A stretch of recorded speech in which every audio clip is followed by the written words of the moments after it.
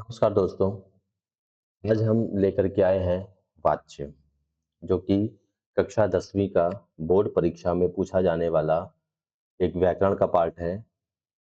Number का वाच्य आता है और इसे हम देखेंगे कुछ बेसिक ट्रिक के माध्यम से और कुछ पहले थ्योरेटिकल हम पढ़ेंगे, उसके बाद ट्रिक्स का सहारा लेकर के हम कोशिश करेंगे कि 100% हम इसमें 4 नंबर ले ही आएँगे।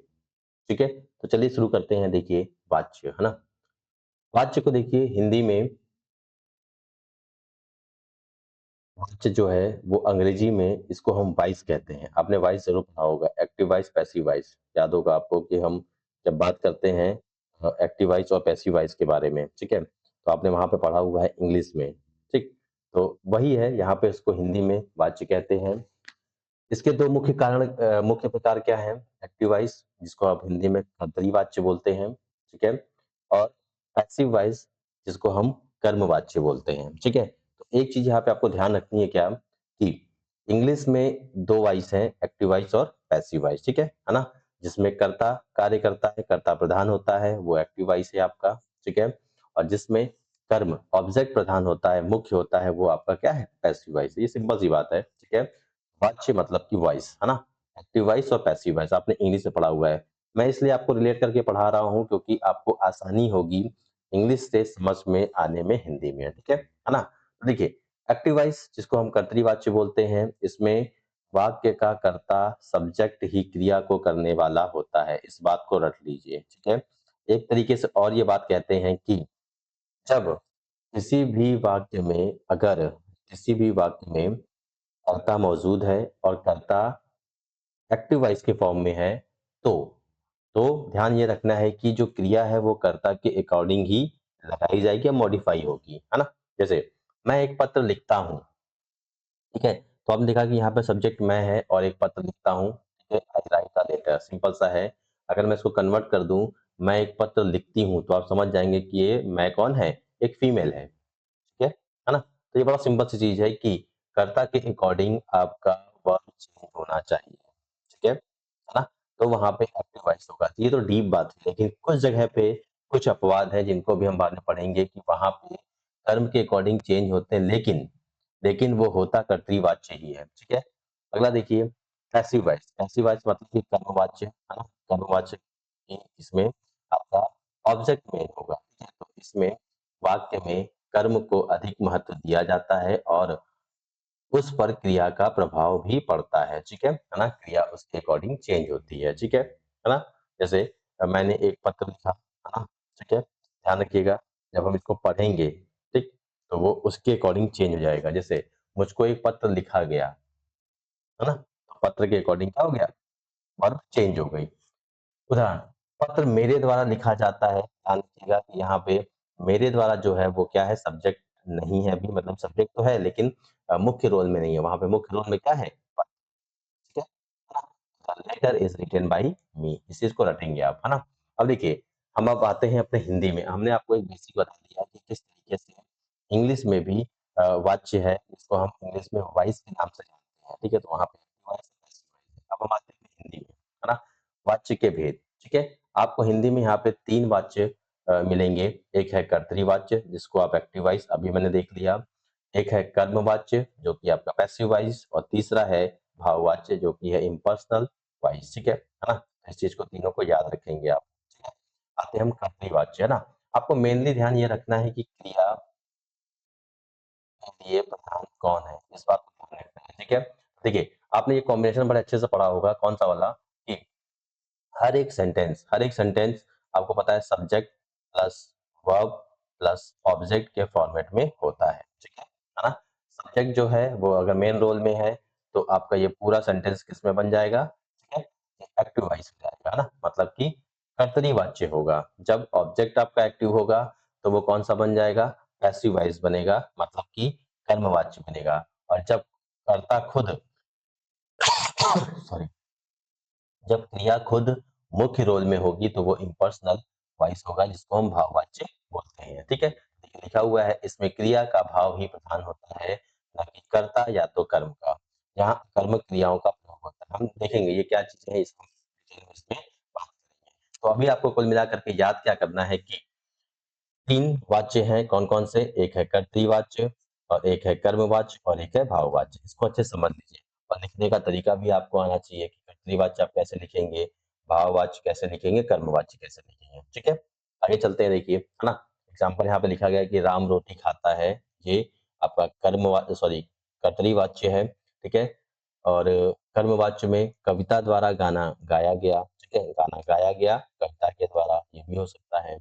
भाववाच्य में क्या करेंगे हम? इसमें क्रिया की प्रधानता होती है और अकर्मक क्रियाओं का प्रयोग होता है। ध्यान रखना है कि क्रिया की प्रधानता होती है। जैसे मुझसे सोया नहीं जाता।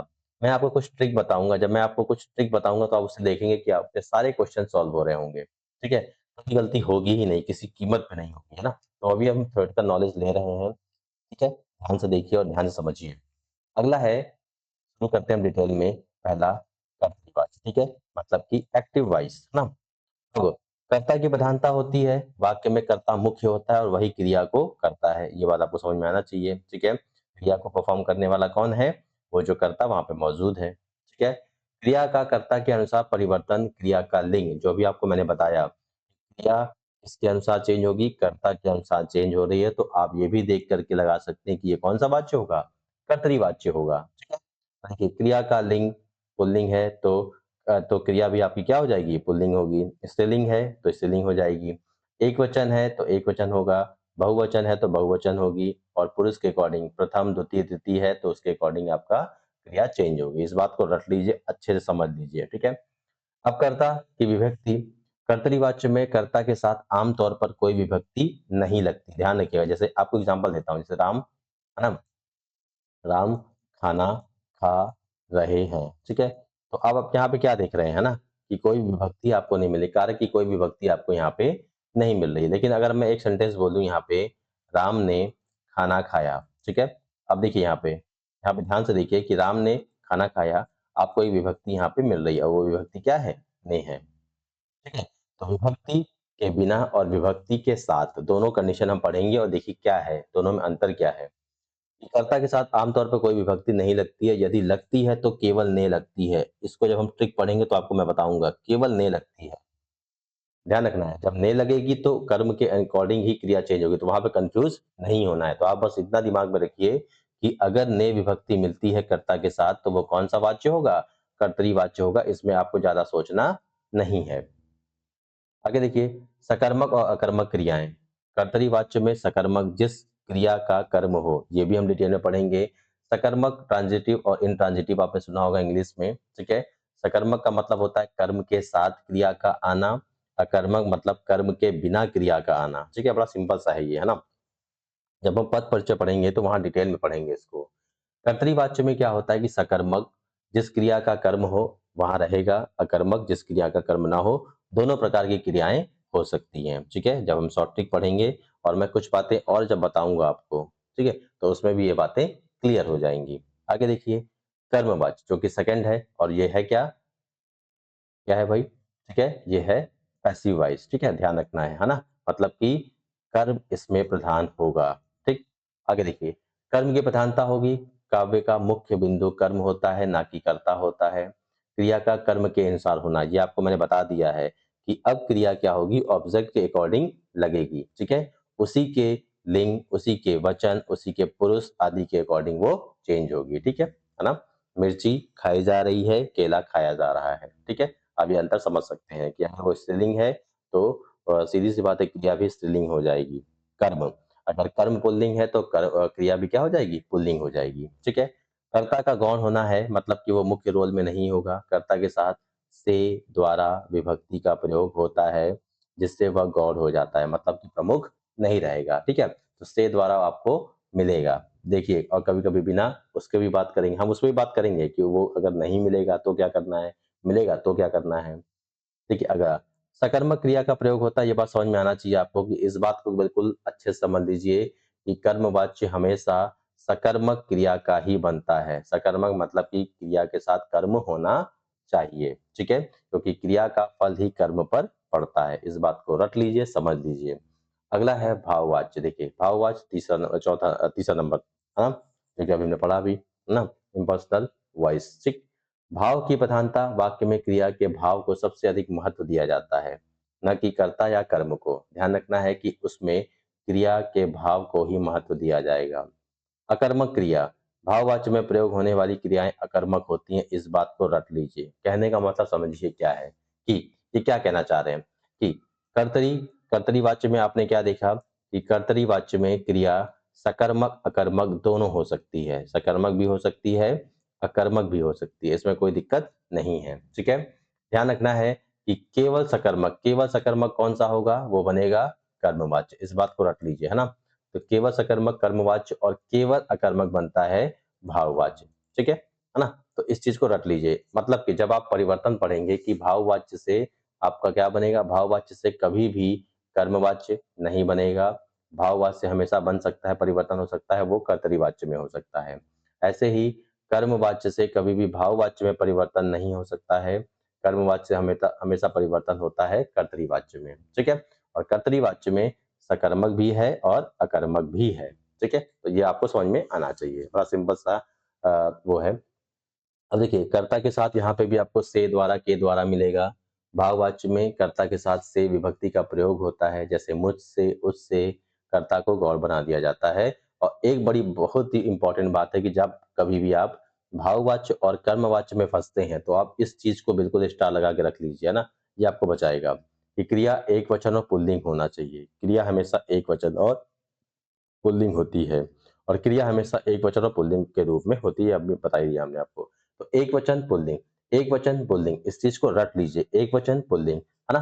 ठीक, आगे देखिए, अब यहाँ पे जाकर के ये आपका ये खत्म होता है बेसिक नॉलेज। अब हम बात करेंगे कि आप किस तरीके से किसी क्वेश्चन को उठाएंगे, सॉल्व कैसे करेंगे, है ना, और उसके बाद आप पूरे 4 नंबर कैसे लेकर के आएंगे, ये बड़ा इंपॉर्टेंट है ना। तो एक छोटा सा और देख लीजिए, ये मेरे द्वारा बनाया गया है ना, इसको देखना है आपको। क्या है, देखिए कि वाच्य जानने समझने के लिए आपको निम्नलिखित वाक्यों को पढ़ना है। किसान फसल उगाता है, छात्रों द्वारा सुलेख लिखा जाता है, मरीज से उठा नहीं जाता है। ठीक है ना।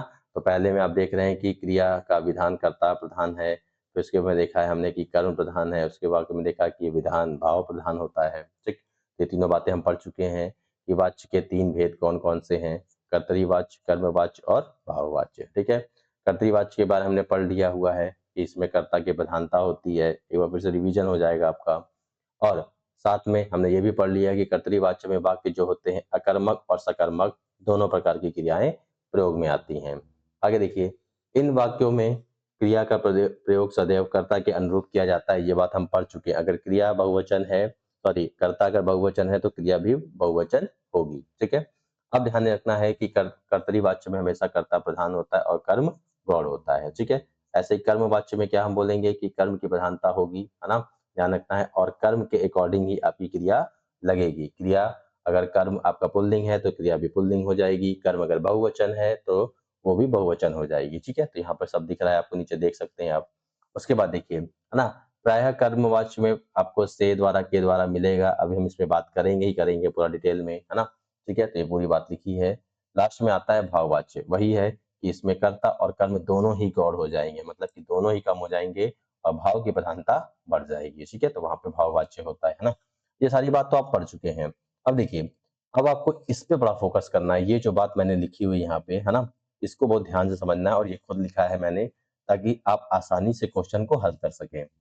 सबसे पहले आपको वाक्य में एक कारक ढूंढना है, मतलब कि विभक्ति ढूंढनी है। ठीक है, अब विभक्ति में आपके पास 3 आएंगे सामने, कौन कौन सा, देखिए, ने आएगा, ते आएगा, के द्वारा आएगा और द्वारा आ सकता है।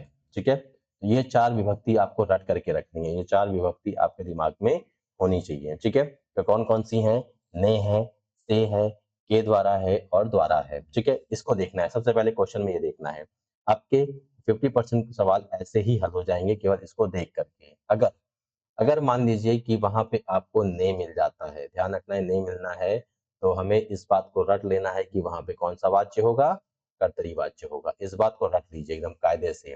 तो पहली विभक्ति खत्म हो गई कि आपने जैसे ही देखा कर्ता के साथ ने लगा हुआ है, तो वहां पे कौन सा वाच्य होगा, कर्तरी वाच्य होगा। इस बात को रट लीजिए और समझ लीजिए कायदे से। इसके बाद देखिए क्या करना है हमें, है ना, मैं यहाँ पे आपको बताता हूँ थोड़ा छोटा करके साइड में, कि जैसे अब आपको मिलता है से, के द्वारा, के द्वारा और द्वारा, केवल ये आपको 3 मिलता है। मान लीजिए से, के द्वारा और द्वारा मिलता है, ठीक है? उस केस में आपके पास दिमाग में 2 बातें होनी चाहिए। पहले तो कर्तरी वाच्य किसी कीमत पे नहीं होगा, अब आपके पास 2 बातें होंगी कौन-सी? कर्म और भाव, ठीक है? क्योंकि दोनों में से द्वारा, के द्वारा होता है, ठीक है? तो अब आपको दिमाग में रखना है कि या तो कर्म हो सकता है या तो भाव हो सकता है। अभी थोड़ी देर पहले हमने पढ़ा है कि कर्मवाच्य हमेशा होने के लिए आपको दिमाग में रखना है कि क्रिया क्या होनी चाहिए? सकर्मक होनी चाहिए, क्रिया हमेशा सकर्मक होनी चाहिए। भाववाची केस में है कि क्रिया हमेशा अकर्मक होती है। इस बात को रट लीजिए अच्छे से, ठीक है? तो अगला स्टेप आपका क्या है कि अब आपको निकालना है, आपने से द्वारा, के द्वारा देख लिया। अब देखने के बाद आपको ये सोचना है कि क्या क्रिया के साथ कर्म आया है? क्या क्रिया के साथ कर्म नहीं आया है? उसको निकालने का बड़ा सिंपल तरीका होता है, क्या और किसको? ये एक सवाल पूछिए क्रिया के साथ, ठीक है? क्या और किसको जैसे ही आप पूछेंगे तो आपको अगर जवाब आता है, तो मतलब कि क्रिया सकर्मक है और अगर जवाब नहीं आता है तो क्रिया क्या है? अकर्मक है। ये एक सिंपल सा तरीका है इसको समझने का। मतलब कि आपने सबसे पहले देखा विभक्ति। क्या देखा आपने? ने, से द्वारा, के द्वारा है या नहीं है, ठीक है? अगर आपने देखा है कि ने है तो सीधी-सी बात है कि वो कर्तरीवाच्य हो गया, कन्फर्म हो गया, आपको कुछ सोचना नहीं है। ठीक है? दोबारा आपने क्या देखा कि से द्वारा, के द्वारा है ना? अब से द्वारा, के द्वारा होने के केस में क्या होता है कि या तो वो कर्मवाच्य हो सकता है या तो वो भाववाच्य हो सकता है, ठीक है? अब आपका अगला स्टेप होगा कि हम क्या करेंगे, ये पता लगाएँगे कि क्या क्रिया सकर्मक है या अकर्मक है, ठीक है? अगर क्रिया सकर्मक है तो वो कौन-सा वाच्य होगा? कर्मवाच्य होगा। अगर क्रिया अकर्मक है तो वो कौन-सा होगा? भाववाच्य होगा। इस बात को समझ लीजिए अच्छे से, ठीक है? अब सकर्मक अकर्मक निकालने का सिंपल तरीका क्या है कि आपको क्रिया के साथ एक सवाल पूछना है और सवाल क्या होगा कि क्या और किसको, ये सवाल पूछना है। अगर जवाब आएगा तो वो सकर्मक होगा और सकर्मक है तो वो कर्मवाच्य होगा और अगर जवाब नहीं आया तो इसका मतलब कि क्रिया अकर्मक है और वो कौन सा होगा? भाववाच्य होगा। सिंपल। तो वही लिखा है देखिए यहाँ पे से द्वारा, के द्वारा होने पर, यहाँ पे देखिए से द्वारा, के द्वारा होने पर कर्म या भाववाच्य में से कोई हो सकता है। इसके बाद हम देखेंगे कि क्रिया सकर्मक है या अकर्मक है। इसे पता करने के लिए हम किसके साथ क्या और किसको, है ना?